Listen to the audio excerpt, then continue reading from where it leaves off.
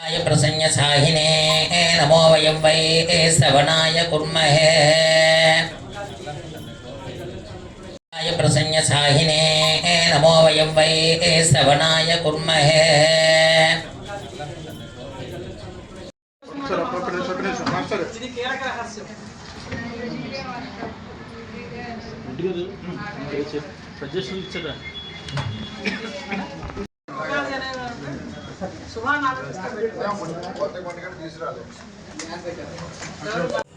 ప్రతిభా పాఠవాలు ప్రదర్శించిన ఐదుగురిని సత్కరించుకోవడం జరిగింది.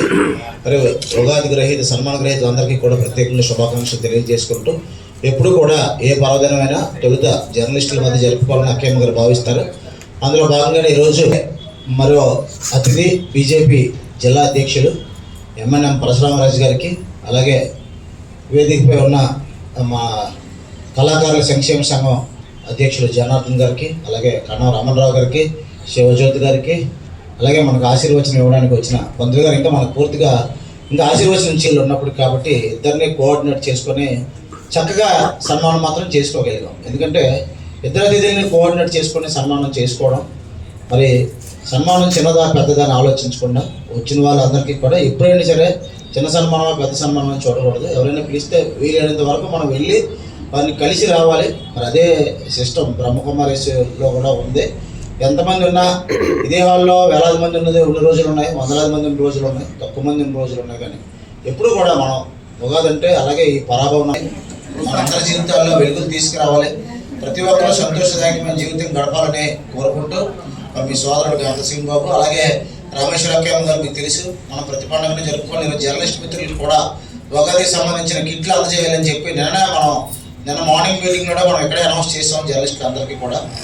కాబట్టి అందరూ ఇచ్చేశారు. అందరికీ కూడా ఇక్కడికి వచ్చి తిలకం దిద్దించుకొని ఉగాది కిట్టు తీసుకోవాల్సిందిగా కోరుతున్నాం. అంత శివజ్యోతి మరి నంది అవార్డు గ్రహీత కళాకారుల సంక్షేమ సంఘంలో కీలక ప్రతినిధిగా వ్యవహరిస్తున్నారు. అలాగే జనార్దన్ గారు కళాకారుల సంక్షేమ సంఘం అధ్యక్షులు. ఎన్ని ఒడిదుడుకులు ఉన్నప్పటికీ కూడా ఆ సంఘాన్ని నడిపించుకుంటూ ముందుకు తీసుకెళ్తున్నారు. అలాగే కన్నవ రామన్రావు గారు మంచి వీళ్ళందరూ కూడా ఒక్కొక్క సంస్థను నడుపుతూ కళాకారుల సంక్షేమ వెలుగులు నింపాలని అందరూ బాగుండాలని కోరుకుంటూ సెలవు తీసుకుంటూ కాల సమయాన్ని గుర్తింపజేసేటువంటి అత్యద్భుతమైనటువంటి పండుగ మహాపర్వదినం ఉగాది.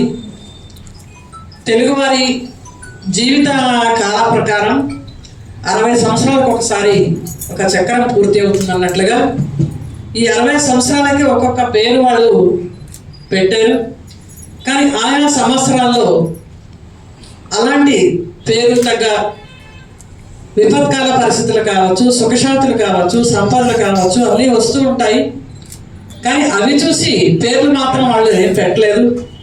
కానీ కాల పరిణామాన్ని మనం చూసినట్లయితే విప్లవరామ సంవత్సరం వచ్చింది, ఎన్నో ఉపద్రవాలు వస్తాయి అన్నారు. ఇవన్నీ కాలానుగుణ్యంగా వస్తూ ఉంటాయి. అయితే ఈ పరాభవనామ సంవత్సరం ఉగాది పండుగ జరుపుకోవడానికి మనం అందరం ఈరోజు జర్నలిస్ట్ ఫారం మా జర్నలిస్టు సోదరులందరికీ కూడా ఈరోజు శుభాకాంక్షలు చెప్పే సందర్భంలో మనం ఇక్కడికి రావడం జరిగింది.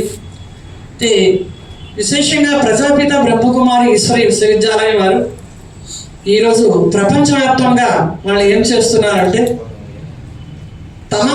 తమ మనసు తమ ధనంతోనే భారతదేశాన్ని స్వర్గంగా తయారు చేసే సేవలు చేస్తూ ఉన్నారు.